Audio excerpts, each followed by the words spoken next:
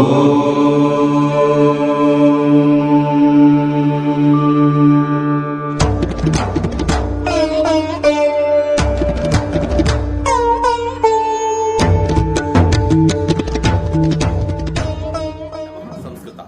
मैं Deepak Tiwari excellent Sanskrit classes में आप सबका स्वागत करता हूं। भारतस्य प्रतिष्ठे द्वे संस्कृतम संस्कृतिस्तथा। भारत की प्रतिष्ठा, भारत का स्वाभिमान संस्कृत और संस्कृति में निहित है। एक्सीलेंट संस्कृत क्लासेस के आने वाले सभी वीडियो को देखने के लिए चैनल को सब्सक्राइब करें, इस वीडियो को लाइक करें और शेयर करें, जिससे इस वीडियो का लाभ अधिक से अधिक छात्रों को मिल सके। साथ ही कमेंट भी करें। धन्यवाद। तो आइए आज हम पढ़ेंगे कक्षा 10वीं संस्कृत सामान्य पाठ्यपुस्तक दूरवा। पाठ्यपुस्तक दूरवा का आज हम पढ़ेंगे द्वितीय पाठ।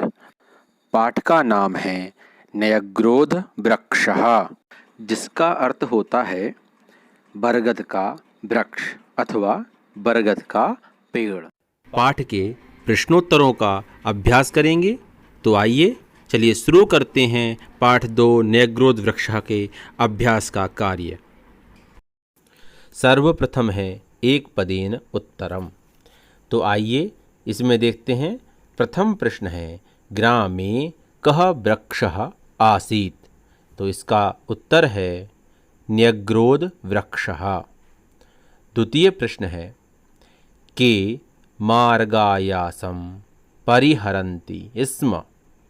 इस प्रश्न का उत्तर है पथिकाः। तृतीय प्रश्न है कस्य ध्वनिः अंतरिक्षम् अस्पृशत्। इसका उत्तर है काकस्य। चतुर्थ प्रश्न है प्रकृतिदत्तः वरः कः। उत्तर है वृक्षः। पंचम प्रश्न है तरोः पत्राणि खादन् कः नदन्ति स्म।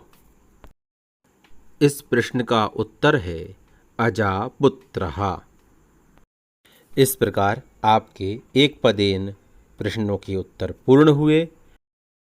आइए अब हम देखते हैं एक वाक्येन उत्तरम। प्रथम प्रश्न है सर्वैः कस्य निर्णयः स्वीकृतः। इस प्रश्न का उत्तर है सर्वैः अजस्य निर्णयं स्वीकृतः। द्वितीय प्रश्न है कः वृष्टिं वर्षति। इसका उत्तर है वरुणदेवः वृष्टिं वर्षति। तृतीय प्रश्न है वृक्षस्य आधारभूता का।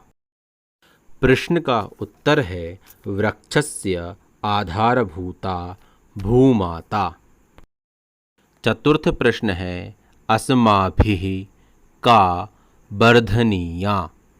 प्रश्न का उत्तर है अस्माभिः वृक्ष संपत् वर्धनीया। पंचम प्रश्न है किम महत् पापम अस्ति।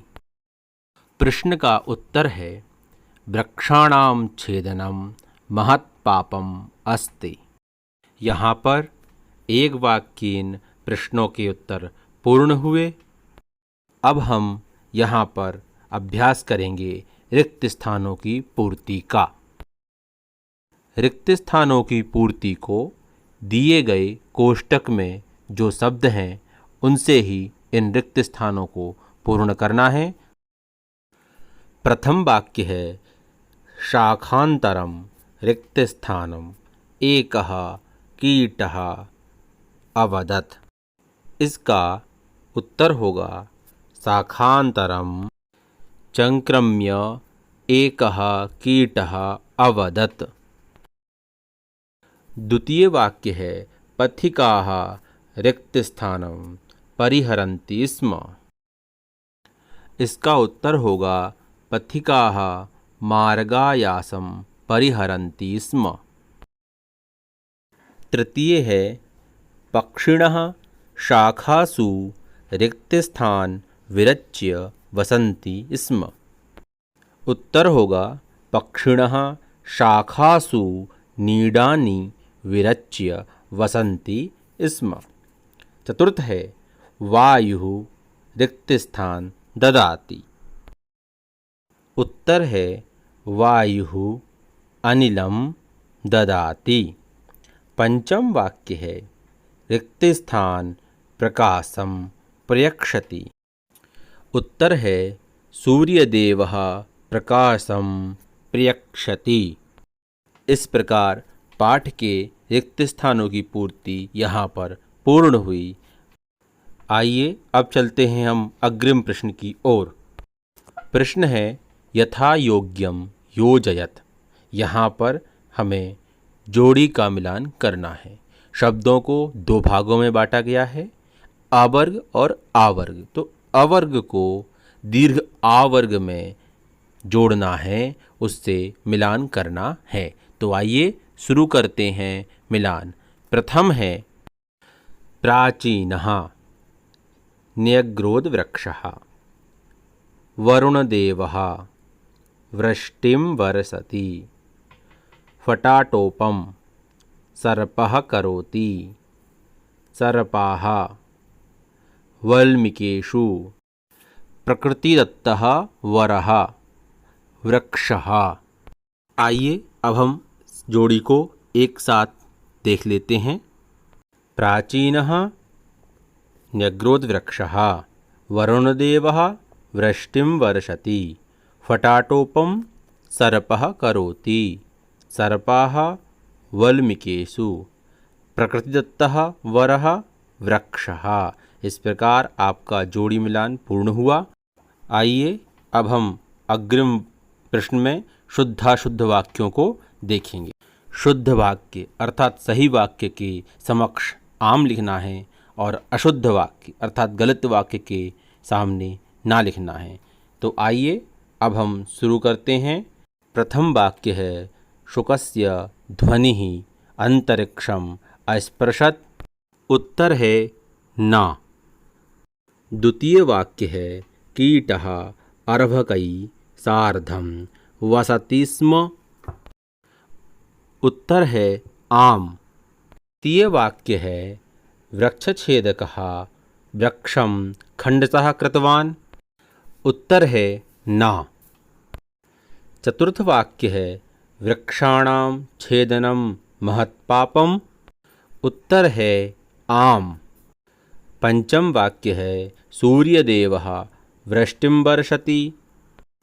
उत्तर है ना। आइए पुनः हम एक बार फिर से यह सारे शुद्धाशुद्ध वाक्यों को देख लेते हैं। तो चलिए शुरू करते हैं। प्रथम है शुकस्य ध्वनिः अंतरिक्षम अस्पृशत्। उत्तर है ना। द्वितीय है कीटः अर्भकैः सार्धं वसति स्म। उत्तर है आम। तृतीय है वृक्षछेदकः वृक्षं खण्डतः कृतवान्। उत्तर है ना। चतुर्थ है वृक्षाणां छेदनं महत्पापम्। उत्तर है आम। पंचम है सूर्यदेवः वृष्टिं वर्षति। उत्तर है ना। इस प्रकार आपके यह शुद्धाशुद्ध प्रश्न अभ्यास पूर्ण हुआ। अग्रिम अभ्यास है अधोलिखित पदानां प्रकृति प्रत्ययम च पृथक कुरुत। यहाँ पर दिए गए शब्दों के दिए गए पदों के प्रकृति और प्रत्यय अलग करना है, अर्थात धातु और प्रत्ययों को अलग करना है। देखिए यहाँ पर उदाहरण दिया हुआ है यथा भक्षयित्वा। यहाँ पर इसको अलग करना है तो भक्ष धन कत्वा। इसी प्रकार दिए गए शब्दों को पदों को हमें अलग अलग करना है। तो आइए शुरू करते हैं हम। प्रथम पद है कुर्वन्। यहाँ पर कृ धातु क्षत्रि प्रत्यय है। द्वितीय पद है विभज्य। यहाँ पर बि उपसर्ग भज धातु ल्यप प्रत्यय है। तृतीय पद है छेत्तुम्। यहाँ पर छिद धातु तुमुन प्रत्यय है। चतुर्थ और अंतिम पद है विस्मृत्य। यहाँ पर वि उपसर्ग स्मृ धातु ल्यप प्रत्यय है। आइए अब हम फिर से एक बार पूर्ण रूप से इसको देख लें। प्रथम है कुर्वन्, कृ धातु क्षत्रि प्रत्यय। द्वितीय है विभज्य, बी उपसर्ग भज धातु ल्यप प्रत्यय। तृतीय है छेत्तुम, छिद धातु तुमुन प्रत्यय। चतुर्थ है विस्मृत्य, यहाँ पर वि उपसर्ग स्मृ धातु ल्यप प्रत्यय है। इस प्रकार आपका यह प्रकृति प्रत्यय का अभ्यास पूर्ण हुआ। अब हम चलते हैं अग्रिम अभ्यास की ओर। अग्रिम प्रश्न है संधि विच्छेदम कृत्वा संधि नाम लिखत। तो आइए देखते हैं। यहाँ पर पहले पद दिया हुआ है, फिर उसका संधि विच्छेद करना है। तो जैसे यहाँ दिया हुआ है यथा, इत्युक्त्वा, इति उक्त्वा, यह इसका संधि विच्छेद है। इसी प्रकार हमें संधि विच्छेद करना है। तो चलिए शुरू करते हैं। प्रथम पद है ममैव। यहाँ पर संधि हुई है, संधि विच्छेद हुआ है मम एव। संधि नाम है वृद्धि संधि। द्वितीय पद है सर्पाश्च। यहाँ पर संधि विच्छेद हुआ है सर्पाः च। संधि का नाम है विसर्ग संधि। तृतीय पद है सोयम। यहाँ पर संधि विच्छेद हुआ है सो अयम।